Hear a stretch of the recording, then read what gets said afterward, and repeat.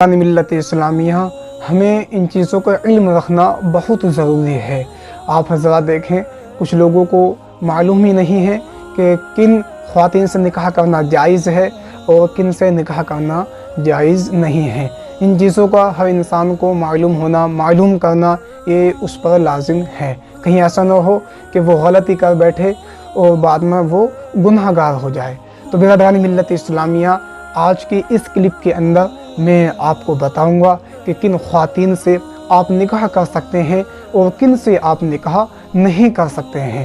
آپ حضرات سے گزارش ہے کہ دھیان سے سنیں اور اس کلپ کو اپنے ساتھیوں تک بھی پہنچائیں تاکہ ان لوگوں کے بھی علم میں اضافہ ہو سکے اور وہ حضرات گناہ نہ کر بیٹھیں۔ برادران ملت اسلامیہ، سورہ نساء یہ چوتھے پارے کی سورت ہے۔ جہاں سے چوتھے پارے کا پون ہوتا ہے وہاں سے اس سورت کی شروعات اسٹارٹنگ ہوتی ہے۔ چوتھے پارے کا جو لاسٹ صفحہ ہے، اس لاسٹ صفحے کی جو آیت کریمہ ہے، حرمت علیکم امہاتکم، اس آیت کریمہ کے اندر ذکر آیا ہے کہ کن عورتوں سے آپ نکاح کر سکتے ہیں اور کن سے آپ نکاح نہیں کر سکتے ہیں۔ برادران ملت اسلامیہ، تو آپ حضرات سے گزارش ہے کہ دھیان سے سنیے اور اس کلپ کو اپنے ساتھیوں تک بھی پہنچائیے تاکہ ان لوگوں کے بھی علم میں اضافہ ہو جائے۔ عزیزان گرامی، باپ کی بیوی یعنی سوتیلی ماں سے نکاح کرنا جائز نہیں ہے۔ نمبر 2، سگی ماں۔ نمبر 3، اپنی بیٹی۔ نمبر 4، اپنی بہن۔ نمبر 5، پھوپھی یعنی باپ کی بہن۔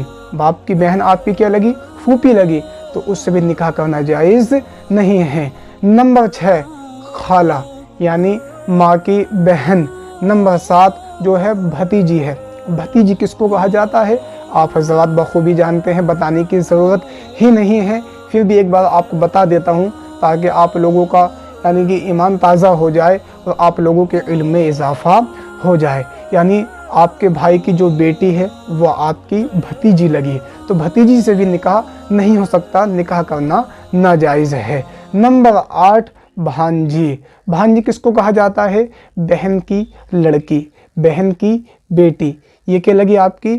بھانجی لگی، تو بھانجی سے بھی نکاح کرنا جائز نہیں ہے۔ نمبر 9، رضاعی ماں یعنی وہ ماں جس ماں نے آپ کو پیدا تو نہیں کیا لیکن آپ نے دودھ پیا ہے، یعنی جس خواتین کا آپ نے دودھ پیا ہے وہ آپ کی رضاعی ماں ہے، تو رضاعی ماں سے بھی نکاح نہیں کر سکتے۔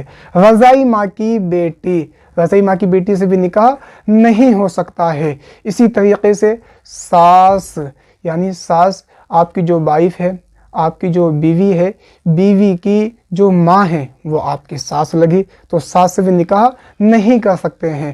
اسی طریقے سے سوتیلی بیٹی، سوتیلی بیٹی کس کو کہا جاتا ہے آپ حضرات بخوبی جانتے ہیں۔